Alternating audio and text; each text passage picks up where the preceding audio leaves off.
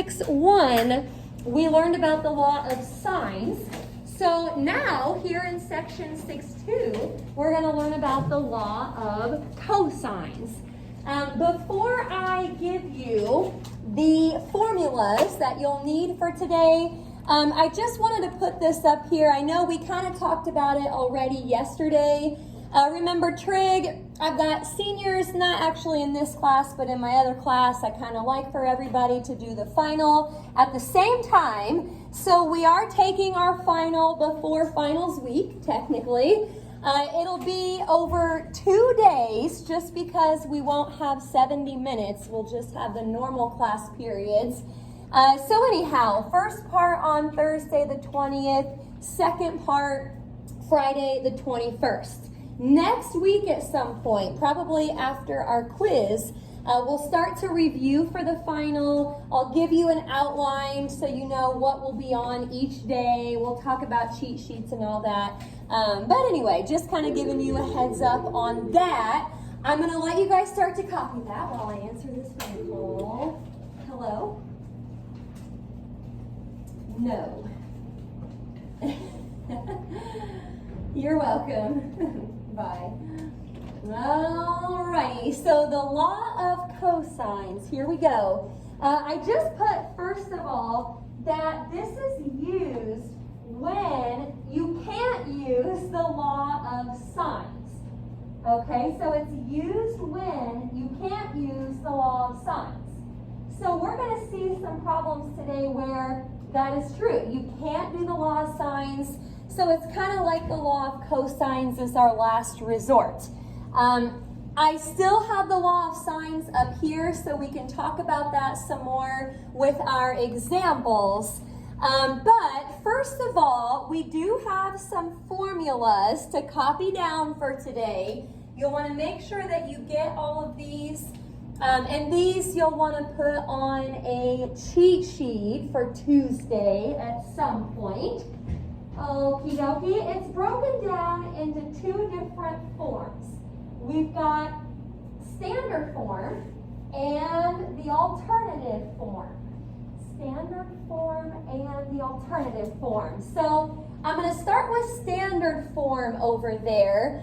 Once we get these copied, there's 3 of them, I'll try to kind of explain when you'll use standard form. So we've got a squared equals b squared plus c squared minus 2bc cosine of a. Cosine of capital A. All right, let me do a couple more here. Little b squared equals a squared plus c squared minus 2ac cosine of b.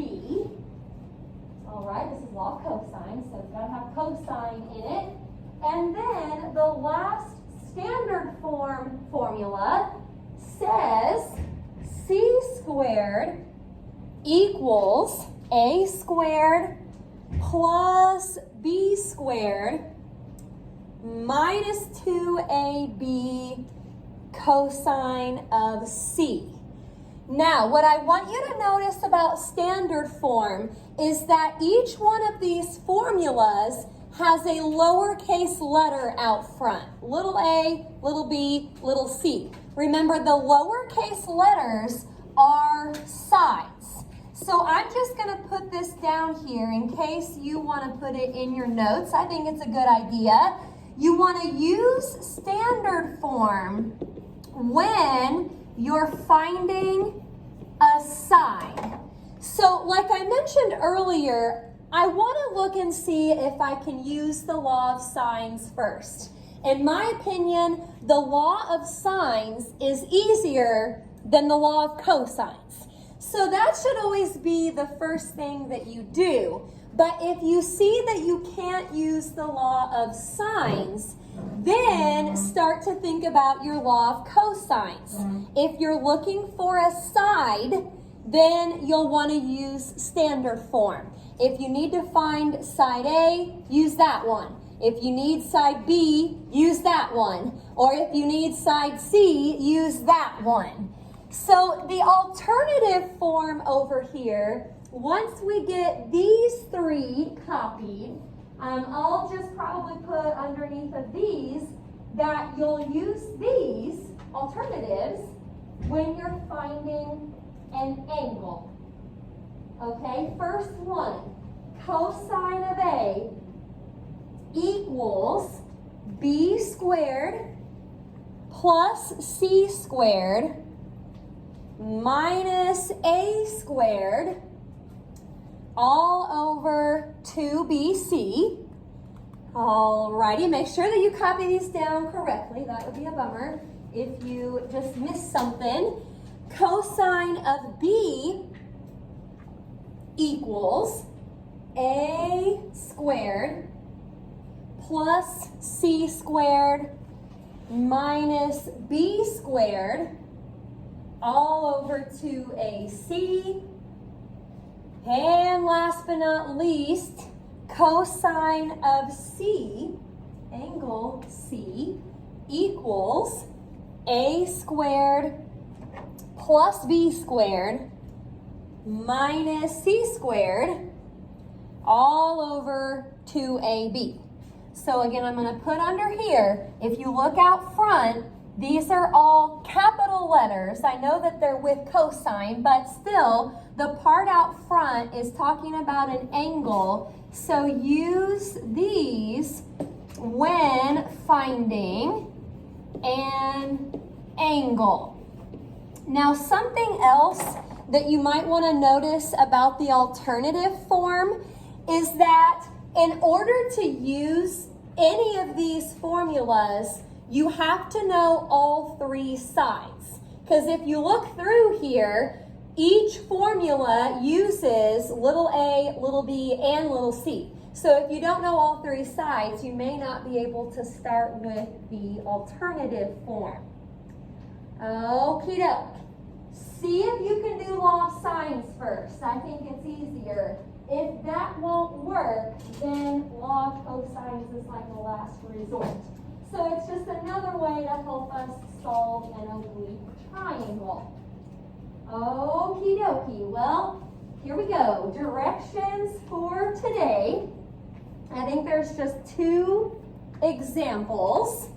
Same basically as section 6.1. We just want to solve each triangle and round to two places. Solve each triangle. Still want to round to two places. Okie doke. Number one. Little a, side A, is 7. Side B is 8. And side C is 11. I'm going to go ahead and kind of draw the triangle out again. It is sort of helpful, I think, to look at the triangle. So remember, the sides are across from the angles and all of that. But it does kind of help to see it so you can know maybe what to start with. I've got side A over here, across from angle A, side B across from angle B, and side C across from angle C. The triangles in the homework, sometimes they'll give them to you rotated or whatever, but the letters should always be across from each other. Okie doke. I want to start to see if I can use the law of sines. I'm thinking about your quiz on Tuesday. Notice the directions. It does not say which law to use. It doesn't say start with the law of sines or start with the law of cosines. That's just going to be something that you have to figure out. So if we look at the law of sines, remember, in order to use the law of sines, you have to know everything about one of your variables. So you either need to know what all of the A's are, what all of the B's are, or what all of the C's are. And we don't know that here. We only know one of each. So the law of signs is out the window. I cannot use that, at least not yet. I might be able to use it later. So then I start to think about the law of cosines. That's my last resort. And actually, what you have to find here is an angle. You know all of the sides. You don't know any of the angles. You could find whichever angle you wanted to first. You could find angle A, you could find angle B, or you could find angle C, but the point is you have to use the law of cosines right now. There is no way to start with the law of sines. So I just put up here, in case you want to write this in your notes, we must use the law of cosines to find one of the missing angles. Now, remember what we wrote down. The standard form formulas, you want to use those when you're finding a sine. Alternative form is what you use when you're finding an angle. That's what we're finding right now. I'm going to try to find angle A. If you want to follow the notes, you can go ahead and do what I'm doing. But like I said, at this point, you could find any of the angles using the law of cosines. Now, if I'm finding angle A, I need to use the formula that has cosine of A out front. If you're finding angle B, you need cosine of B out front. Or if you're finding angle C, you want to use the one that has cosine of C. So right now, I'm just going to plug everything in. I've got cosine of A equaling 8 squared plus 11 squared minus 7 squared all over 2 times 8 times 11. You basically want to work on the top and bottom separately. I'm typing in 8 squared plus 11 squared minus 7 squared, and that is 136. And then on bottom, 2 times 8 times 11 is 176. I want to leave it as a fraction right now because I really don't want to round until the last step, so I can try to get my answer to be as accurate as possible. Okay, well, we're almost there, but A is still with cosine. How do we get rid of cosine? Inverse cosine. I'm going to squeeze that in on each side here. Inverse cosine is going to get rid of cosine. So I'm going to switch over to my calculator up here, and I'm typing in inverse cosine of 136 divided by 176. Make sure that you're in degree mode. You probably don't have to close the parentheses since you're not typing in anything else. It did say 2 places, but I mean, it's a 0, so you can say 39.40 degrees, or you can just say 39.4 degrees. But that should be angle A. Okie dokie. Any questions about that part? All right. Well, I'm going to switch over to the next slide here. I still have to find angle B and angle C. Now, I want you to hear this real quick. I'm going to try to find angle B next. I don't have to do B. I could have done C. But you actually have a couple options. You could, at this point in the problem, you actually could use the law of sines if you wanted. Look at your triangle real quick. You know everything about A.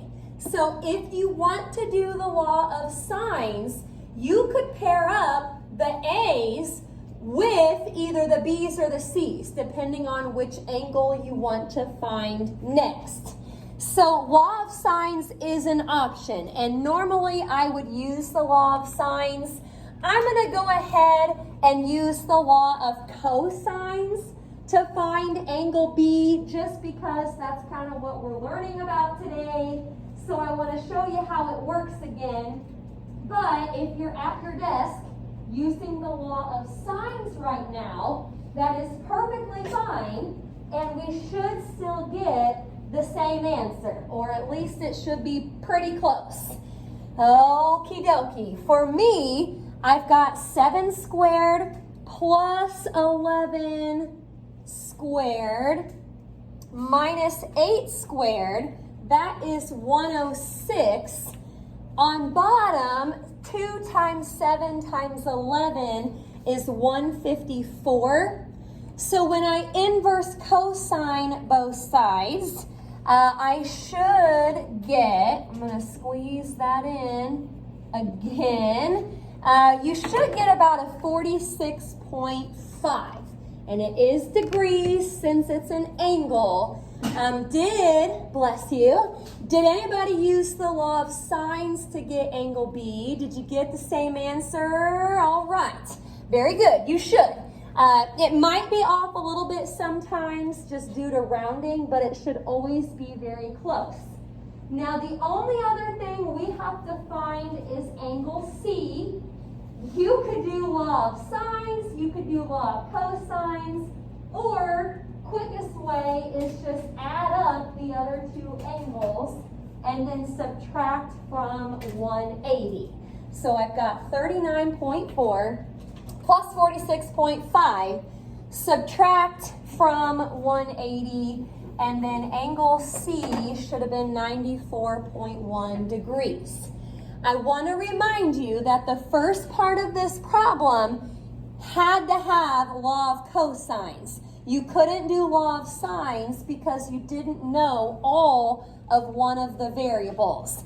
It seems like most of the time on these problems, once you get past that first step, then you usually have more options. But again, the quiz on Tuesday, it's not going to tell you which law to start with. So that's just kind of something that you have to look at based on what they are giving you. Okie doke. Any questions about the first one? We're going to try one more. Might be a little bit different, but we'll see.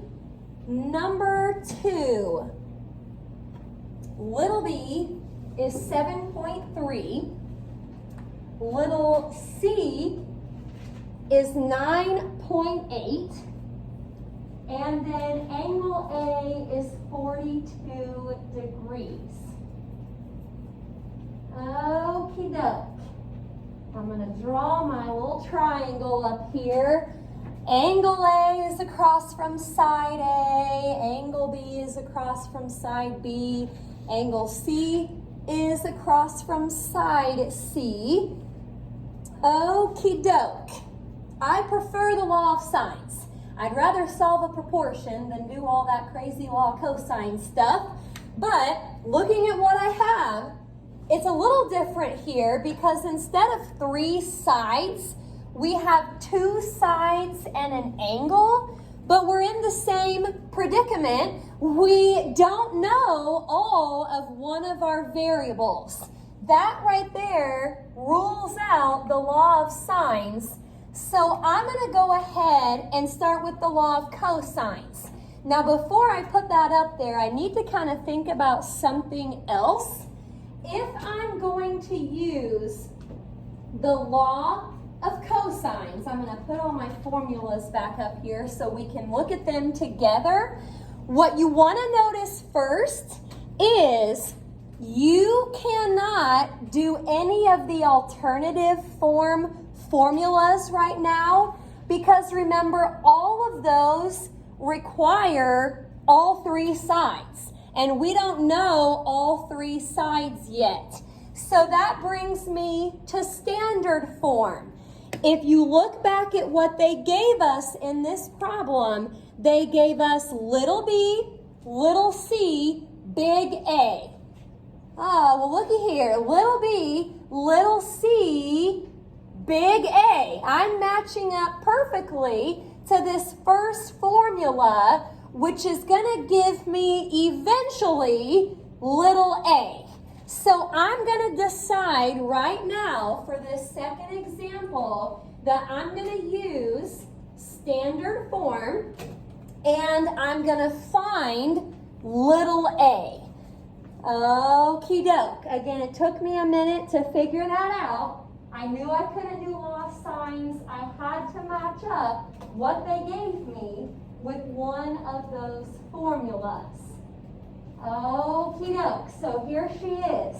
A squared equals B squared, 7.3 squared, plus C squared.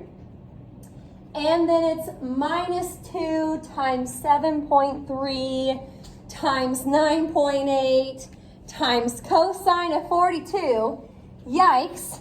Now, depending on your calculator, you may or may not be able to type all of that in at once. If you can't do that all at once, you may have to kind of do the squaring separate, just sort of write out what you get from both of those. And then back here, you may have to type in cosine of 42 first, multiply it by 9.8, multiply it by 7.3, multiply it by 2. You may have to kind of work separate steps here if your calculator won't let you do it all at once.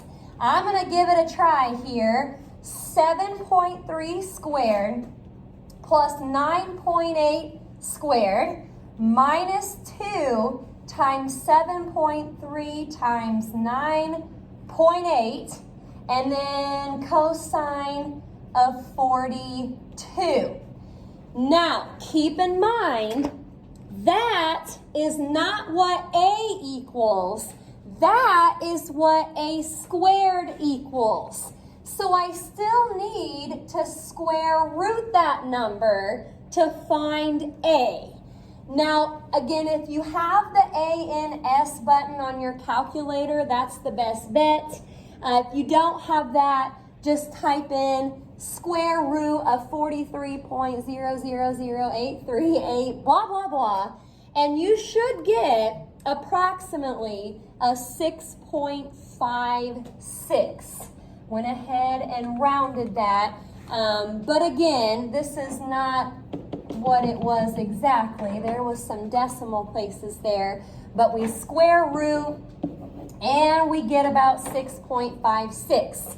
By the way, don't worry about the plus and minus sign. This is not going to be in different quadrants like the right triangles were. Everything here should just be positive. Okie doke. So I've got little a.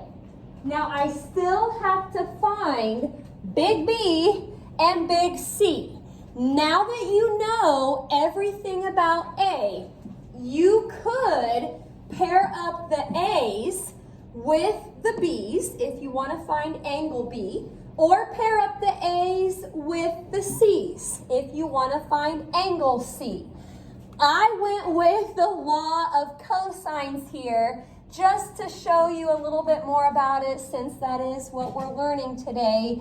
And I went for angle B. Again, if you do this in a different way, using the law of sines, we should still get something that's pretty darn close. Again, we could be off a little bit, but that is all right. So I'm going to do 6.56 squared plus 9.8 squared minus 7.3 squared. If you type in all of that stuff on top, it should give you like an 85.7836. All the stuff on bottom gives you 128.576. So here I go, inverse cosine that messy looking fraction, and angle B is about 48.15 degrees. Somebody first period used the law of sines and got like 48.13. That's fine. That is not off by very much, so that would still be fine for angle B. Okie doke. You don't want to be off too much, but something like that would be all right. Any questions about angle B? I'm going to do the shortcut here for the last angle. Angle C, add up the others, subtract from 180, and again, if you had something a little different for angle B, you might get something a little bit different for angle C, but that is all right as long as it's pretty close. Shouldn't be off by more than maybe a few tenths. I think that would be plenty for the difference. Okie dokie, I'll put the assignment up here. Now keep in mind, when you start each problem, see if you can do the law of sines first. Law of cosines is a little messy, so it's kind of like a last resort. Here is T49. I had to do some randoms, jumping around a little bit. From page 417, we're going to do 7, 9, 11, 12, and 15.